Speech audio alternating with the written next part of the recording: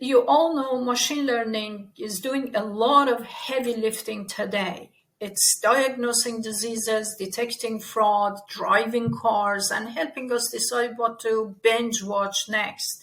But with all that power comes a glaring weakness, man. Machine learning models can be tricked, sometimes very easily. That's where adversarial attacks come in, and why defending against them has become a top priority. You see, in my previous book, I talked about AGI, machines that can see, especially I discussed deeper in my book about the vision, AGI visionary models, especially for curing blindness. And I also proposed a type of device that is cheaper, AGI device, that can be used and installed at parks and public places to detect criminals who attack joggers, children, senior citizens, and in real time the police authorities can get alert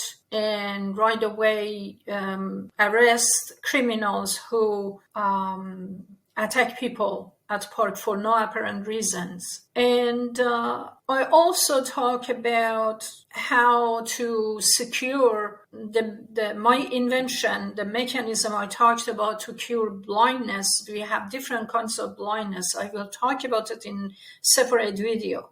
I'm not going to talk about the entire invention because that has commercial purpose, and I don't want people just taking my idea and run with it. So it's in the book. If you're interested and you're a developer, you're welcome to buy the book and find out about it. So let's break it down in simple terms. Imagine a pair of glasses that, when worn, make your face invisible to a facial recognition system. That's not science fiction. It is an adversarial attack. It highlights a big problem. These systems, despite all their fancy neural networks, don't always see the world the way we do. So what are adversarial attacks? Adversarial attacks are sneaky manipulations to input data that confuse machine learning models. These changes might be so small that humans don't even notice them, but they can throw a model completely off course. In the real world, just a few altered pixels in an image of a stop sign might make an autonomous car think it's a yield sign. That's dangerous. So here are the main types of attacks out there: evasion attacks, poisoning attacks, backdoor attacks, model inversion and membership inference, black box versus white box. So let's break it down, what they're all about. I try to explain them in simple words. Evasion attacks happen at prediction time. Attackers tweak inputs just enough to confuse the model. Methods like FGSM and PGD are common here, especially against image classifiers. Poisoning attacks. These target the training data. An attacker might insert malicious examples so the model learns the wrong thing or develop a hidden vulnerability. You see, when I developed the device I'm talking about in my other book, The Visionary, that it helps a blind person by birth to see through my AGI system, I created a mechanism that is not hackable. And I implemented these types of evasion attacks, these types of attacks within my system. So there is no way to hack it, because if someone hacks the device that is put in the head of the, blind person, then he can go blind anytime. So I have security protocols in place that won't happen for a person who will be able to see. See, these are very important. The device, that helps a blind person to see won't be expensive. it depends on how, for example, healthcare systems in different countries will implement and how they charge patients who want to see. But it costs money to develop it, but to make it public, then it's a whole different ballgame. So that's not up to me. I provided the budget, the business plan, the security measurements, my invention itself. So the rest is up to some organizations if they want to come and invest on it. And this is a very, I know we all can see, right? And many of us have vision problem and we don't have 20/20 vision. So, but still it matters when you can see properly, see the world. I mean, life has different meaning. I'm sorry for digressing. I'm very excited about my invention. So, and that's what I'm sharing with you. In poisoning attacks, like I said, they target training data and they insert malicious examples so the model learns the wrong thing. Then we got backdoor attacks. We have this in cybersecurity as well, but in artificial intelligence, a backdoor is a secret trigger. The model works unless a special pattern appears. Then it behaves exactly how the attacker wants. Think of it as a malware for. Then we got model inversion and membership inference. These techniques let attackers peek behind the curtain. Then they try to figure out what data was used to train the model, which can lead to serious privacy leaks. And then we got this black box and white box. In white box attacks, the attackers know everything about your model. In black box attack, they only see the input and output. Both can be surprisingly effective. In my book, under the same name, I explain even more tricks to compromise machine learning, artificial intelligence, robot, whatever you can think of. I did a lot of research. I also came up with my own solutions and I implemented these security aspects in my invention, which is for blindness and type of device that is cheaper than CCTV and more affordable for governments. Anyway, so how do we defend against all this?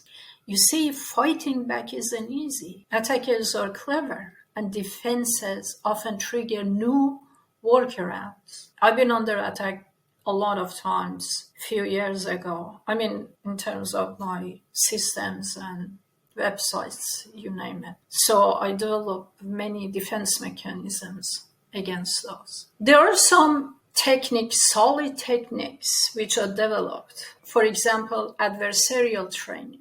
This is like vaccinating your model. Feed it a mix of clean and adversarial examples during training so it learns to resist future attacks. Input transformation. Before feeding data to the model, you apply some pre-processing, like compressing the image or blurring it to wash out the adversarial noise. Guardian masking. By hiding or messing with the guardian information, attackers have a harder time figuring out how to fool the model. But it's a bit of a cat and mouse game since determined attackers can still break through.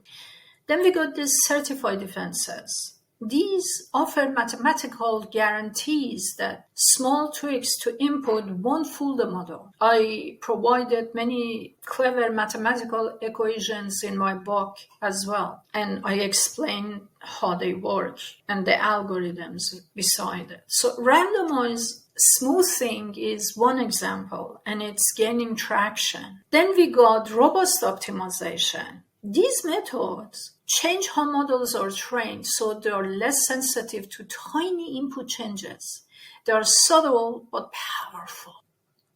Then we got detection and rejection. Some systems are now trained to say, hey, this input looks fishy, and either ignore it or flag it for review. It's not foolproof, but helps filter out the obvious attacks. So you may wonder why this all matters. Well, robust machine learning isn't just a research buzzword anymore.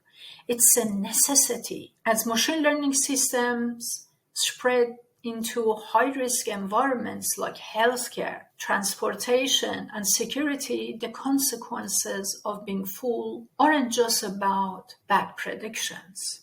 They can be life-threatening. I have a lot of things to talk about, guys, because when I wrote my book about AI in government, I came up with a lot of discussion in that regard. And I will talk about them in next videos because they're very important. And I know that many of you are working at the security departments at the government, and many of you are researchers and writers, authors, and developers, AI developers. So, like I said, my YouTube videos are not like Mr. Beast kind of thingy. I discuss things that not everyone understands, and it doesn't really matter for me. What matters is that the right people watch the video and work on it, work on my suggestions, directions, and discussions,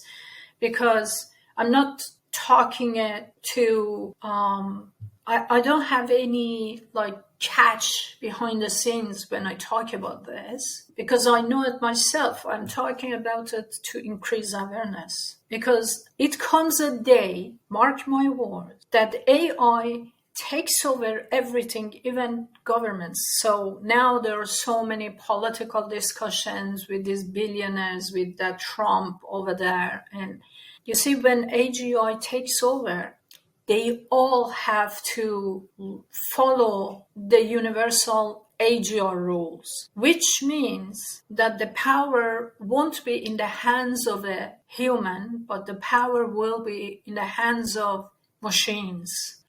And that day is not very far away. You may argue that no, that's impossible. Like a few months ago when I talked about we are getting very close to AGI. Some people discussed and negate about my opinion. Now you are seeing that I was right. Everywhere, all these CEOs are talking about, for example, Sam Altman was talking about it. Mark Zuckerberg is paying huge amount of money, hiring super intelligent developers. They all are looking for developers to develop super intelligent machines. So yeah, AGI is here. Real-world adversarial attacks have already happened. People have tricked voice assistants into executing hidden commands, altered medical scans to mask tumors, and made road signs invisible to AI. This isn't sci-fi, it's happening now. So if you're working in AI security or even product design, it's time to pay very good attention to what I'm saying here. Defending against adversarial threats isn't a bonus feature. It's part of building responsible AI. This is why I published a book. It's about all these types of attacks and how we can defend them during development. And I provided practical examples, practical scenarios and techniques to help you stay one step ahead in this evolving field.